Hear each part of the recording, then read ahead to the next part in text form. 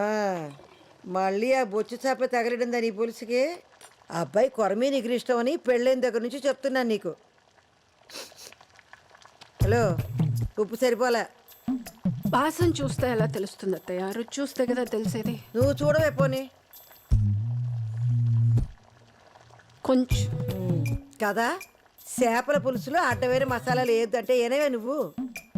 చక్కగా అల్లం ఎల్లుల్లి జీలకర్ర ధనియాలు బాగా నూరేస్తే చేప నీ శ్వాసన రాదు. ఏం పిల్లవు నువ్వు. ఇదిగా చింతపండు పులుసు అంటే అక్కడే ఉంది. ఓయ్, ముందే ముక్కలతో పాటు మగ్గెత్తేనే పులుసు రుచి ఉంటుంది. ఈ ఇదిలో కుక్క మెరిగిద్ది, ఇంట్లో అత్త వాగద్ది, దీని లెక్కేంటని ఈనవు కదా నువ్వు. ఇదిగా జరుగును, నేను చూసుకుంటా పోట్లకి.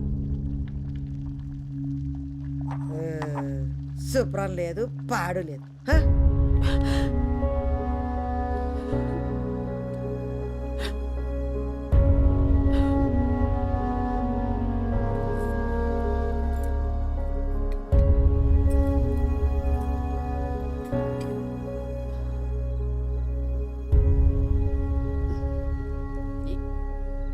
ఏమండి అత్తయ్య గారు? ఒక్క నిమిషం. ఆ అమ్మకి ఈ ఏటీఎం కార్డు వచ్చింది. ఈ కార్డు ఇచ్చేసి పిన్ నెంబర్ జాగ్రత్తగా పెట్టుకోమని చెప్పు. వద్దొద్దొద్దు అంటుంది. నువ్వేం వెనకు వాడాల్సిందని చెప్పు. అర్థమైందా? ఏది ఏమంటున్నావు?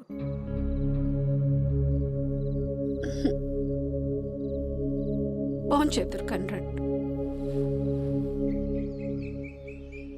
టిఫిన్ ఏం పెట్టావమ్మా? ఉప్మా అత్తయ్య.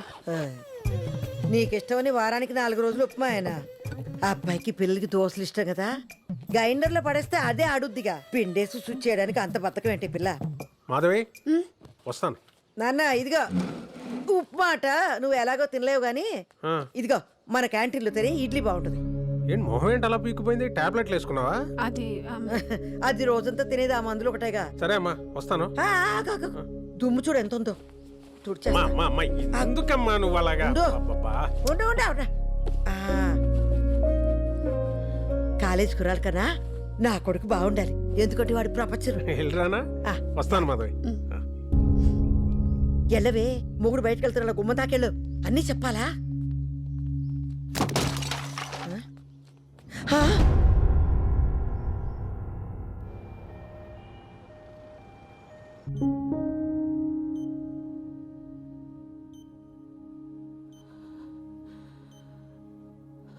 మైల్డ్ స్ట్రోక్, బాగా స్ట్రెస్ ఫీల్ అవుతుంది శేఖర్.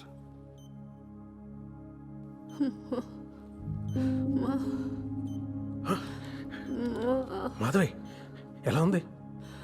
అత్తయ్య గారు, అత్తే ఇక్కడే ఉన్నానమ్మా. ఏటి చెప్పు. ఏమ్మా అత్తేనే ఉన్నానరా. ఏటమ్మా ఏటి కావాలి చెప్పు. అత్తయ్య గారు ఇక్కడ వద్దు. ఏంటి? అత్తయ్య గారు ఇక్కడ వద్దు. బయట ఉండమంటుంది. అవునా? పండి అందరం బయటకు వెళ్దాం. పండి.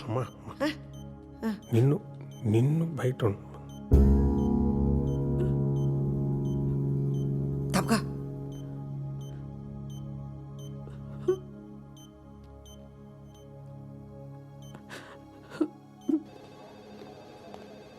ఈ చంటిగాడు అక్కడ వచ్చాడు. బేబీ వచ్చావా? మాధవ్ కుంట్లో ఎలా ఉంది? నేను ఒకసారి చూడొచ్చా? ఆగు, నన్నే బయటకెళ్ళమన్నారు. టెన్షన్తో హార్ట్ అటాక్ అంట. ఏటో నాకు అర్థం కాదు. టెన్షన్ ఏముందిరా దానికి? ఒళ్ళు కదలక నీరసం అంతే. నెత్తిన పెట్టుకుని మొగుడున్నాడా? బంగారం లాంటి పిల్లలున్నారా? ఏదొచ్చినా పెద్దదికి నేనున్నాను. ఇంకేట్రా బెంగా బెదురు దానికి? పాపం చెప్పుకోలేని బాధ ఏమన్నా ఉందేమో. మాధవి హెల్త్ ఈ కండిషన్లోకి ఎందుకు వచ్చిందో నీకు తెలుసు. ఇంకోసారి స్ట్రోక్ వచ్చిందంటే చాలా సీరియస్ అవ్వచ్చు శేఖర్. పెళ్ళై 25 సంవత్సరాలు అయిందిరా. ఈ వయసులో అమ్మకేం చెప్పాలి, మాధవ్కేం చెప్పాలి? You do one thing, Madhav నాటికి దూరంగా పెట్టు. వాళ్ళ పేరెంట్స్ ఇంటికి పంపించి. లాస్ట్ ఇయర్ అత్తగారు పోయారు కదరా, ఎవరున్నారు అక్కడ? ఓయా మర్చిపోయాను. పోనీ ఆంటీని ఎక్కడికైనా పంపించేస్తే? ఎక్కడికి? అమ్మని ఇంకొకరింటిగా? నువ్వే 2 రోజులు కూడా ఉండలేదు అక్కడ. What about old age homes? ఏం మాట్లాడుతున్నావురా? అమ్మరా, అమ్మ లేకుండా ఒక్కరోజు కూడా నేను ఉండలేను. ఏ మాధవ్ లేకుండా ఉండగలవా? రేపు తనకేమైనా అయితే don't blame me Shekhar. Don't misunderstand Meera. ఇప్పుడు ఓల్డ్ ఏజ్ హోమ్స్ చాలా బాగుంటున్నాయి. సిటీలో చాలామంది పెద్దవాళ్ళు ఒంటరి జీవితం గడపలేక వాళ్ళ ఏజ్ గ్రూప్ వాళ్ళు వెతుక్కుంటూ వాళ్ళంతటా వాళ్ళే జాయిన్ అవుతున్నారు. In fact she may like it also. Think over Shekhar.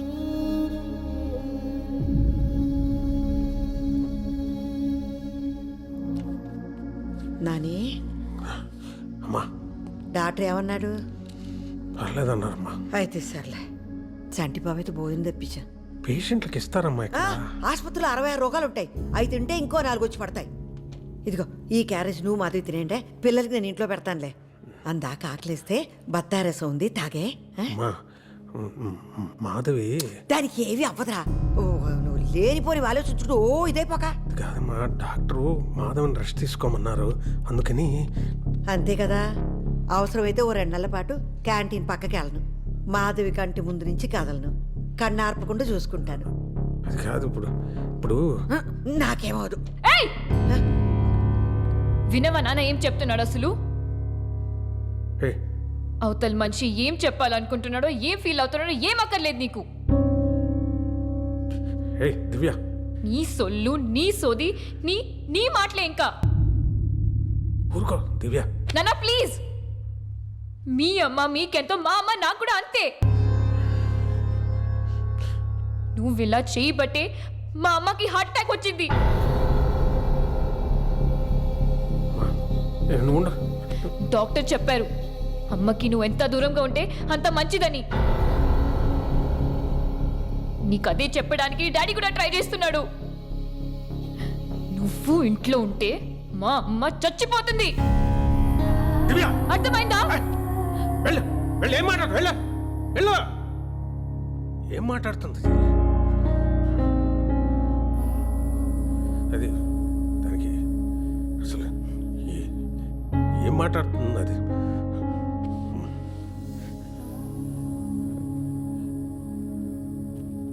సరే నేను వెళ్తా. లేదు అందులో ఉప్మా ఉంది, తినే. చంటి అక్కడ ఉన్నాడు, క్యాంటీన్లో పని ఉంటే అదేదో. జాగ్రత్త నాన్న.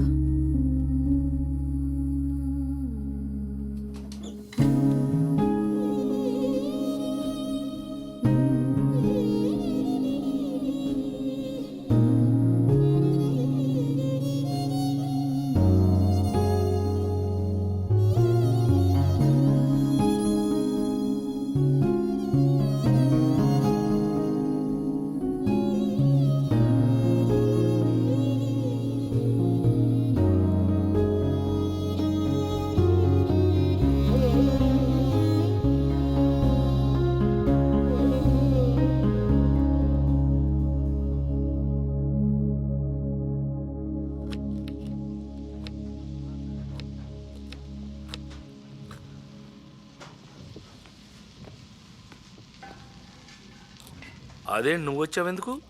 నేను చూసుకునేవాడిని కదా. రైట్ సీను, మాధవ్ గుంట్లో బాగుందా? ఇంటికి తీసుకెళ్లారా? హాస్పిటల్లోనే ఉందా?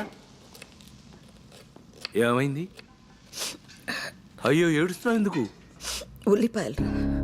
తల్లిపాలు తాగి రొమ్ము గుద్దాడని చెప్పక ఉల్లిపాయలని దొంగ తిరుగుడు ఎందుకతా? అసలు ఏమైంది? పాపం బేబత్తిని కొడుకు కోడ్లు ఇంట్లో నుంచి గంటేసారి నా చెప్పలేదా నీకు? ఏం మాట్లాడుతున్నావు నువ్వు? ఎంత చేసావద్దా ఇంటికి? ముసల్దానివి అని కూడా చూడకుండా ఈ వయసులో నిన్ను రోడ్ల పడేసారిని తెలియగానే ప్రాణం అల్లాడిపోయిందనుకో. 24 గంటలు నా కొడుకు, నా కోడ్లో, నా మనవడు అని ఆరాటి పడిపోయేదానివి. విజయతాల అల్లుడు సూరిబాబు హాస్పిటల్లో కంపౌండర్ కదా, ఆ పిల్లాడి చెప్పకపోతే నాకు కూడా తెలియదు. అయ్యో నువ్వేం బెగ్గపట్టుకోకు. మా విజయబాబుకు అమెరికా ఫోన్ చేసి చెప్తే ఆవిడ తీసుకుని అర్జెంటుగా ఇక్కడికి వచ్చి ఎంత ఇదైపోయాడో. అందరూ మీ శేఖర్లో ఉండరద్దా? నా కొడుకు గురించి మాట్లాడాలంటే నువ్వు నీ కొడుకు ఇంకో జన్మెత్తాలే. తల్లి బిడ్డలన్నాక 190 ఉంటాయి. నా కొడుకు ఎప్పుడు ఏం చేయాలో తెలీదా? నీకెందుకే? నా కొడుకు కోడల కోసం 4 రోజులు బయట ఉంటాను, తప్పేంటి? దాని ఆరోగ్యం కోసం ఏమైనా చేస్తా. 2వ రోజే అత్తయ్య నన్ను ఎత్తుకుంటూ వచ్చేదా? అనుకోవడానికైనా అరుచుకోవడానికైనా నాకదే, దానికి నేనే. మధ్యలో నీలాంటి తప్పేలా మోహన్ దేవతైన దూరితే శుంఠి కరగదీసి నారికి మీద అంటించేస్తానే గుంటకారా. గోరోజనానికి ఏం తక్కువ లేదు ముసల్దానికి. తండ్రి తరిమేసిన.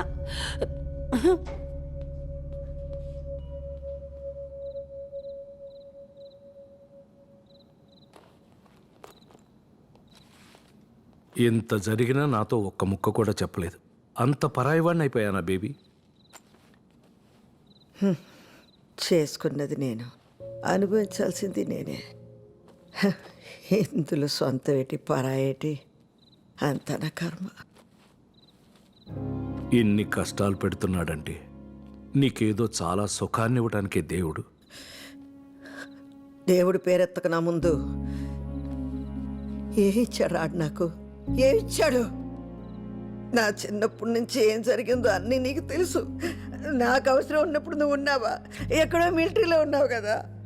పెద్ద గాయకురాలు అయిపోదామని స్కూల్లో పాటలు అయి పాడితే మా బాబుతో చిత కొట్టించి నా నోరు మూయించేశాడ్రా మీ దేవుడు.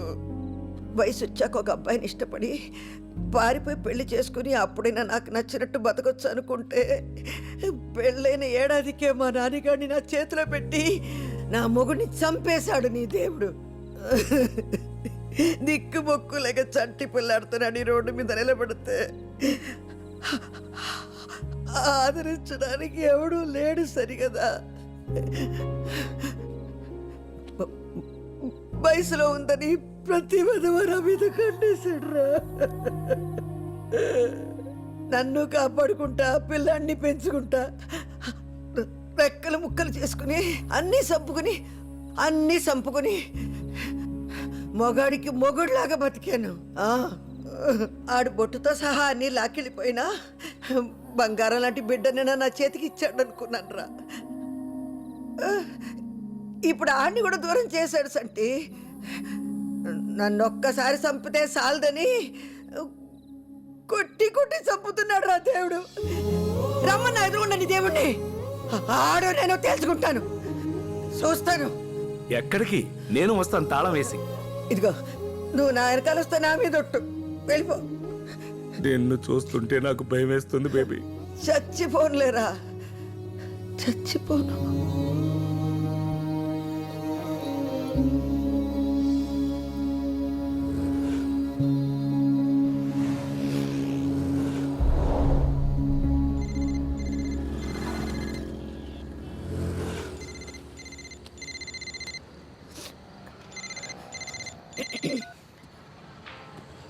హలో నాన్న, చెప్పయ్యా. హలో నానమ్మ, వస్తున్నావా? ఎక్కడికి? అదేంటి నానమ్మ, చెప్పా కదా ఇవాళ సోల్ శాంటే ఎగ్జిబిషన్లో నా బ్యాండ్ షో ఉందని.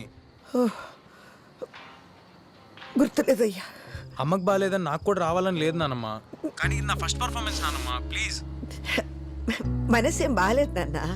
నానమ్మ, ఇవాళ అమ్మ హెల్త్ బాగుండుంటే అందరూ వచ్చేవారు కదా, నువ్వు కూడా లేకపోతే ఎలాగా? నేను ఎలా పాడుతున్నానో ఎవరు చూస్తారు? వస్తానులే. థ్యాంక్ యూ నానమ్మ, I love you. Reach call చేయి.